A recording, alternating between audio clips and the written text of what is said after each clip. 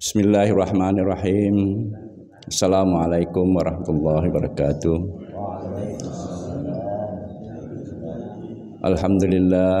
Alhamdulillahirabbil alamin. Wassalatu wassalamu ala asrofil anbiya wal mursalin wa ala alihi wasahbihi ajmain. Amma ba'du. Rabbi shrah li sadri wa yassir li amri wahlul 'uqdatam min lisani yafqahu qawli. Pertama-tama, marilah kita panjatkan puji syukur kehadirat Ilahi Rabbi yang mana telah melimpahkan rahmat dan hidayahnya kepada kita sekalian, sehingga pada subuh hari ini kita masih diberi kesempatan, diberikan nikmat kesehatan, sehingga kita dapat melaksanakan sholat subuh secara berjamaah di tempat yang penuh barakah ini. Kedua kalinya mari kita mengucapkan ribuan terima kasih kepada junjungan besar Muhammad sallallahu alaihi wasallam yang telah memberikan petunjuk dari jalan gelap gulita ke jalan terang benderang. Hadirin hadirat yang sama-sama saya muliakan, manusia dilahirkan ke dunia dalam keadaan tidak mengetahui apa-apa. Tapi manusia dibekali dengan perantara, itu wasilah untuk mencari ilmu dan ma'rifah, yaitu dengan akal, pendengaran, penglihatan. Semua perantara tersebut diberikan kepada manusia dengan tujuan untuk mengetahui kebenaran hak dan menjadikannya dalil atas argumennya dalam berpikir.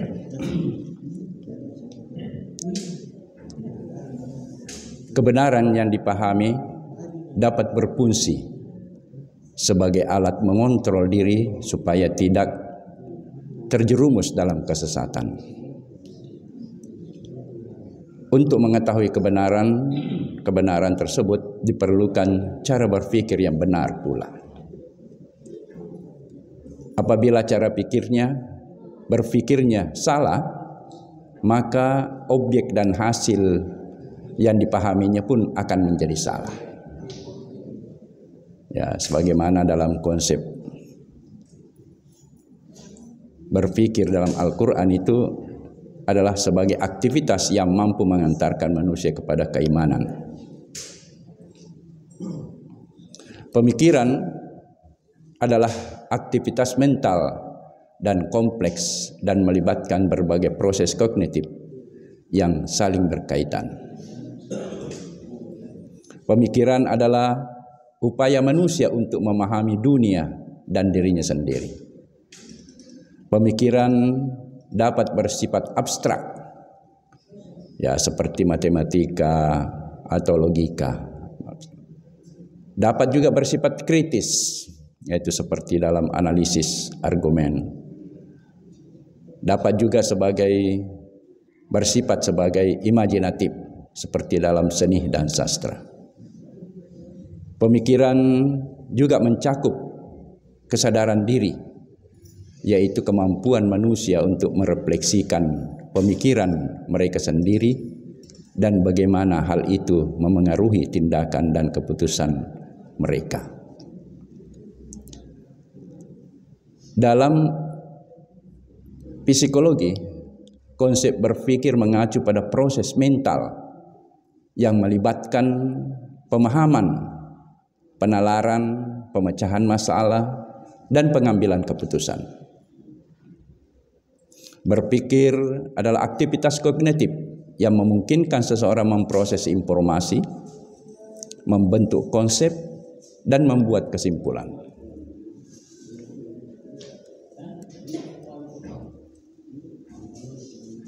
Dalam filsafat, konsep berpikir merujuk pada proses mental dan memungkinkan manusia memahami,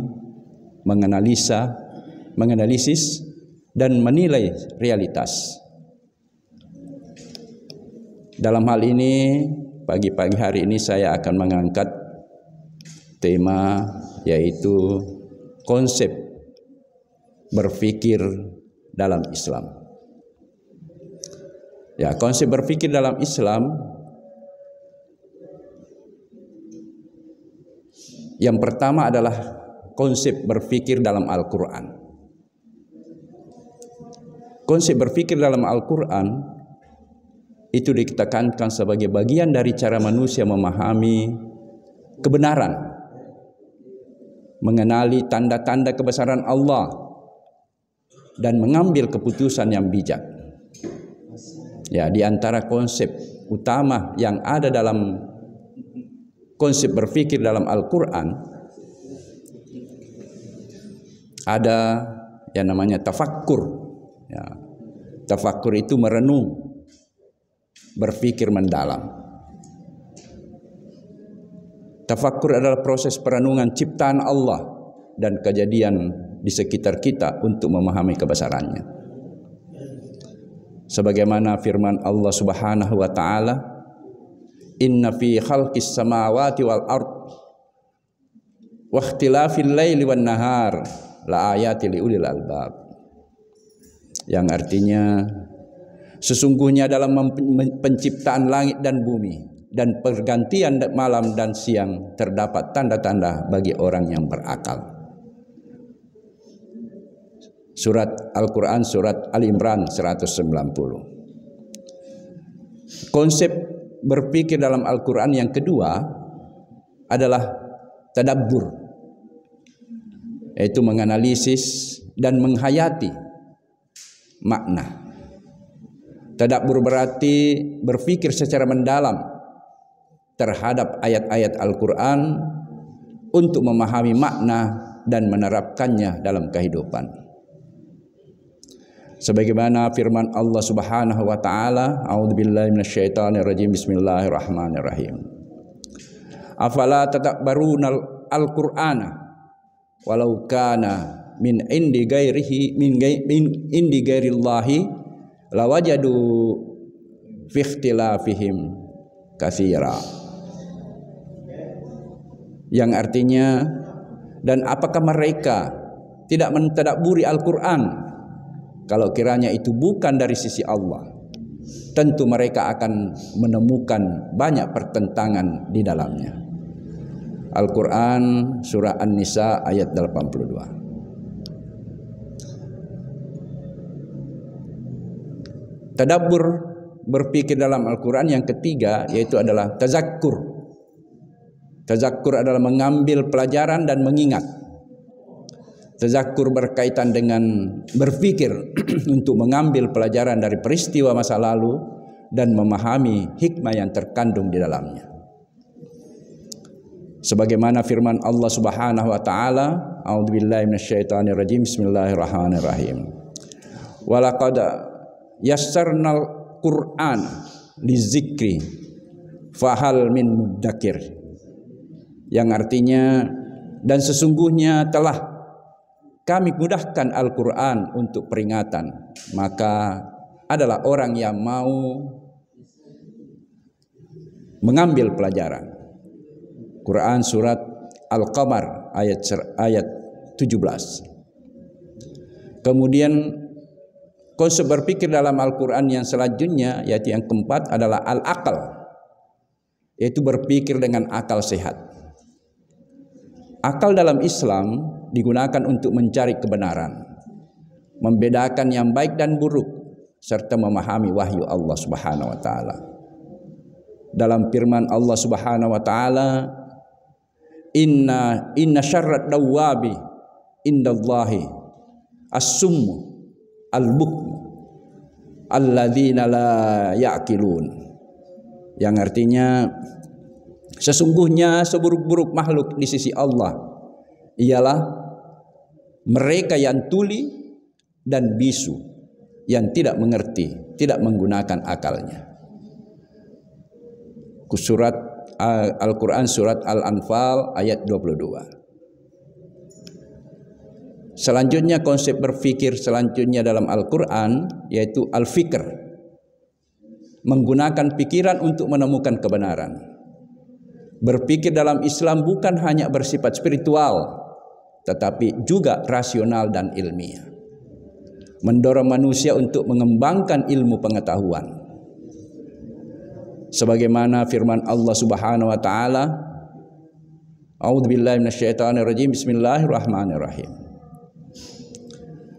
Wa syakhkhara lakumul laila wan nahara wasyamsa wal qamara wan nujumu musakharatun bi amrihi inna fi zalika la ayatin liqaumi yaqilun.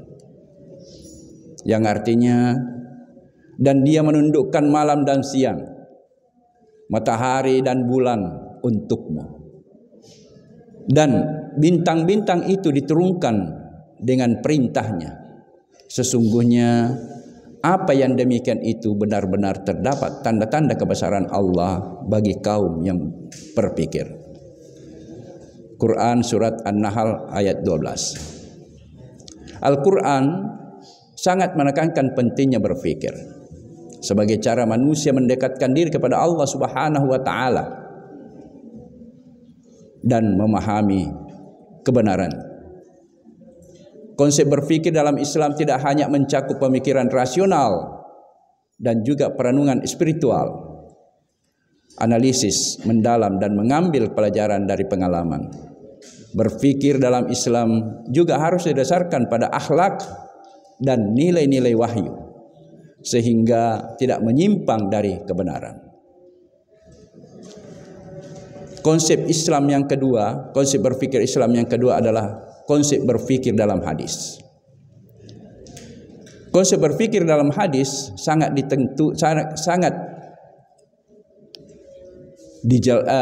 dijelaskan dalam Islam, karena akal adalah anugerah yang membedakan manusia dari makhluk lainnya. Dalam berbagai hadis Rasulullah sallallahu alaihi wasallam mendorong umatnya untuk menggunakan akal secara bijak dalam memahami agama, kehidupan, dan fenomena alam. Konsep berpikir dalam hadis yang pertama adalah berpikir kritis dan menggunakan akal. Sebagaimana sabda Rasulullah sallallahu alaihi wasallam yang artinya, orang yang cerdas adalah orang yang mengendalikan dirinya dan beramal untuk kehidupan setelah kematian. Sedangkan orang yang lemah adalah orang yang mengikuti hawa nafsunya dan berharap pada Allah tanpa usaha. Hadis riwayat At-Tirmizi. Hadis ini menunjukkan pentingnya berpikir secara rasional dan bertindak berdasarkan pemikiran yang matang. Konsep berpikir dalam hadis yang kedua adalah merenungi ayat-ayat Allah, yaitu tafakkur. Sebagaimana sabda Rasulullah sallallahu alaihi wasallam, qala Rasulullah sallallahu alaihi wasallam, tafakkur fil khalqi wala tafakkur fil khaliqi. Yang artinya berpikir tentang ciptaan Allah dan jangan berpikir tentang zat Allah. Hadis riwayat Abu Naim. Islam mendorong umat untuk merenungi kebesaran Allah melalui ciptaannya, seperti alam semesta, manusia, dan kehidupan. Berpikir dalam hadis yang ketiga, konsep berpikir dalam hadis yang ketiga adalah menuntut ilmu, ya, sebagai bentuk berpikir kritis. Rasulullah sallallahu alaihi wasallam bersabda, talabul ilmi faridatun ala kulli muslim. Rawahu Ibnu Majah. Yang artinya menuntut ilmu itu wajib bagi setiap muslim. Ilmu diperoleh melalui pemikiran yang mendalam dan analisis yang menunjukkan bahwa Islam mendorong proses berpikir yang aktif dan terus-menerus. Kemudian konsep berpikir dalam Islam yang keempat adalah berhati-hati dalam menyimpulkan ataupun tabayyun. Allah dan Rasul-Nya mengajarkan agar tidak tergesa-gesa dalam mengambil keputusan. tanpa berpikir matang, cukuplah seorang disebut pendusta jika ia menyampaikan setiap yang ia dengar. Hadis riwayat Muslim. Ya. Islam mengajarkan berpikir Islam berpikir kritis dan tidak mudah percaya tanpa verifikasi.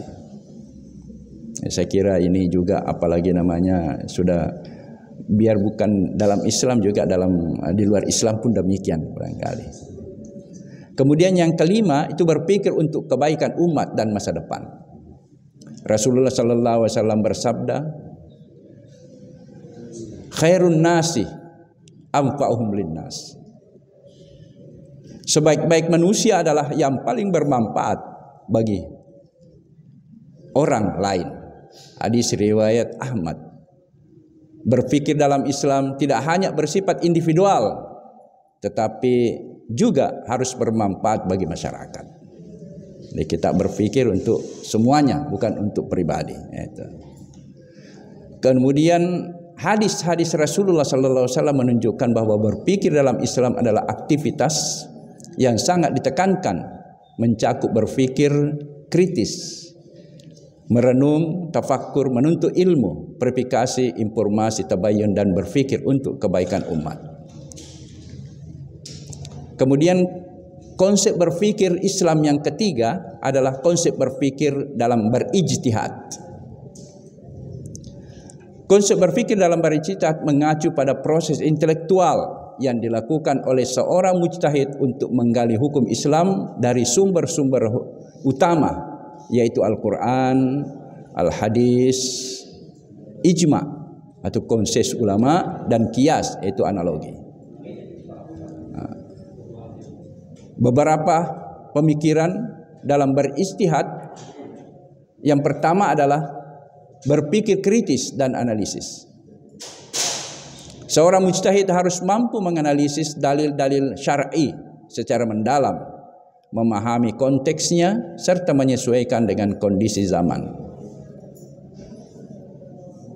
Jadi orang bisa berpikir kritis, bisa analisis, ya harus menguasai dulu apa sebetulnya dalil-dalil syar'i, bagaimana konteksnya untuk menyesuaikan kondisi yang ada. Kemudian yang kedua yaitu berpikir rasional dan kontekstual. Dalam ijtihad, mujtahidun tidak hanya berpegang pada teks secara literal, tetapi juga mempertimbangkan realitas sosial, budaya, dan perkembangan zaman agar hukum Islam tetap relevan. Konsep pemikiran dalam ijtihad yang ketiga adalah berpikir sistematis dan metodologis. Ijtihad memiliki metode yang jelas seperti qiyas ataupun analogi. Kemudian konsep pemikiran dalam ijtihad yang keempat adalah berpikir independen dan bertanggung jawab. Seorang mujtahid harus memiliki kebebasan berpikir dalam menetapkan hukum, tetapi tetap dalam koridor syariat Islam serta bertanggung jawab atas kesimpulannya. Yang kelima, berpikir kolektif, yaitu berpikir jama'i. Dalam kasus-kasus kompleks, ijtihad sering dilakukan secara kolektif oleh para ulama melalui musyawarah agar keputusan yang dihasilkan lebih kuat dan valid. Konsep pemikiran Islam yang keempat yaitu adalah konsep berpikir dalam qiyas. Konsep berpikir dalam qiyas adalah metode istinbat ataupun pengambilan hukum. Dalam Islam menggunakan analogi untuk menetapkan hukum suatu perkara yang tidak disebutkan secara eksplisit dalam Al-Quran dan hadis. Dalam qiyas, hukum suatu kasus baru disebut fara', ditentukan dengan membandingkannya dengan kasus lama yaitu asal yang telah memiliki hukum dengan alasan yang sama yaitu illat. Jadi hukum yang lama disebut asal, hukum yang baru yang yang baru disebut fara. Kemudian setelah hukum yang baru dibandingkan dengan hukum yang lama, maka itu disebut illat. Itu namanya. Contoh kias seperti apakah narkoba haram? Ya, asalnya itu minuman keras atau khamar itu haram. Kemudian ada fara, yaitu hukum yang baru. Apa itu hukum yang baru? Adalah narkoba. Nah, untuk menyesuaikan tadi itu al-asal dan al-fara dibandingkan, maka harus kembali ke yang asalnya. Maka illatnya yaitu adalah karena antara khamar dan narkoba itu memabukkan, maka narkoba itu juga adalah haram. Ya, itu kias. Nah, kemudian ya cara berpikir dalam kias itu ya pertama adalah identifikasi kasus lama yang sudah memiliki hukum asli. Kemudian cara kasus baru yang memiliki kemiripan dengan kasus lama, itulah fara. Sedangkan temukan kesamaan alasan hukum illat di antara keduanya. Ya. Kias menunjukkan bagaimana Islam memberikan fleksibilitas dalam menetapkan hukum terhadap permasalahan baru yang tidak disebutkan secara eksplisit dalam sumber utama. Namun, kias hanya boleh dilakukan oleh ulama yang memiliki pemahaman mendalam tentang syariat Islam. Saya kira ini saja sedikit yang mungkin lama. Apa yang saya sampaikan mudah-mudahan ada manfaatnya bagi saya dan umumnya kepada bapak-bapak yang mendengar. Adapun yang benar itu datangnya dari Allah Subhanahu wa taala, mungkin khilaf dari saya. Saya adalah manusia biasa yang tak luput dari kesalahan dan kelupaan. Wabillahi taufiq wal inayah. Assalamualaikum warahmatullahi wabarakatuh.